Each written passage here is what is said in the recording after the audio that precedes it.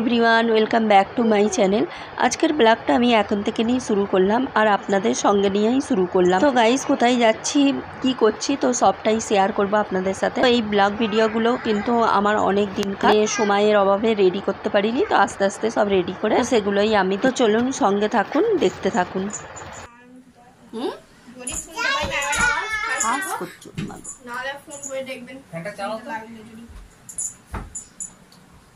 লাগবে না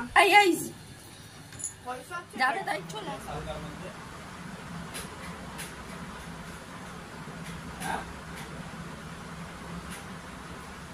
একদম ফটো নাকি কপি দিবে?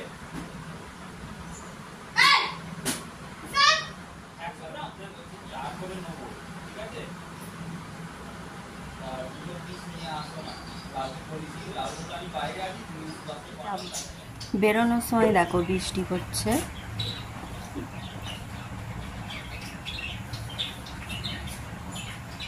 ইরামের এইটা রেনকোট ছোটোবেলার, ঈশানের জন্য নিয়ে নিলাম। এখন বৃষ্টি পড়ছে, অল্প পড়ছে বলে ওর পাপা বললো থাক, যাবার সময় যদি জোরে হয় তো ইরাম পাপা বসে আছে, ওর ম্যাম আসবে বলে ওয়েট করছে। পড়াগুলো করে নাও।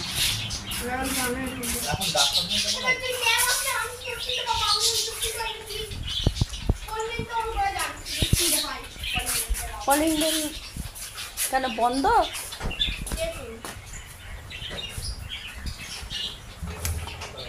চালু করে দিয়েছি।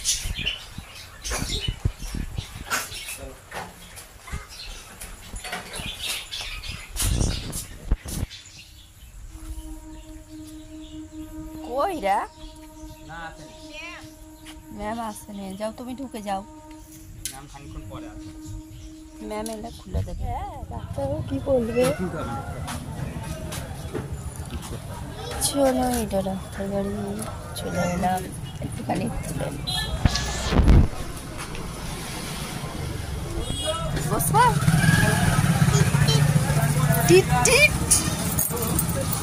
বলুন তো, আমি জানি হ্যাঁ, কিন্তু শরীরটা দুর্বল লাগছে, দেখালেও নয়। সব ওষুধ করেই খাবো না।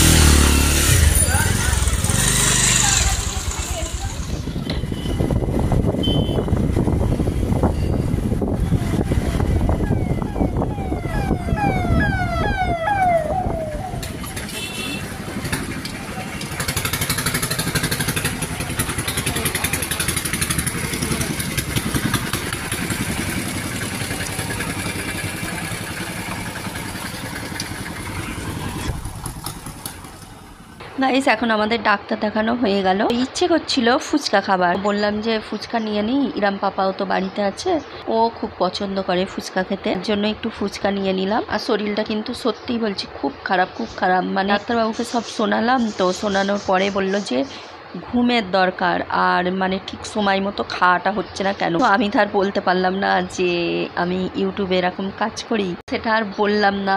কিন্তু সত্যি বলছি, লাইভে এসে এসে এত চাপ হয়ে গিয়েছে, কি বলবো। আবার সব কাজগুলো একাই, মানে সংসারের কাজগুলো সব করতে হচ্ছে, আর ছোট বাচ্চা আছে, তো বুঝতে পারছেন এক সেকেন্ডের কাজ মনে হচ্ছে যেন একদিন লেগে যাচ্ছে এরকম। মানে একদিকে আমি পরিষ্কার করছি, তো আর একদিকে দেখি ঘেটে ঘুটে একদম কি বলবো শেষ করে দিচ্ছে ওখানে, মানে কোনো কিছু গুছানো নাই। তো এইসব করতে করতেই আমার সারাটা দিন চলে যাচ্ছে।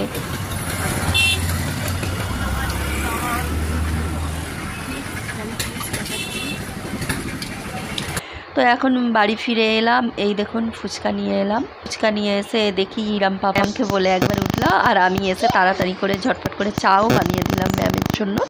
গাইস, আজকের ব্লগ ভিডিও এখানেই এন্ড করলাম। আবার দেখা হবে নেক্সট ব্লগে। ভালো লাগলে অবশ্যই চ্যানেলটাকে সাবস্ক্রাইব করে পাশে থাকবেন। Thanks for watching and take care.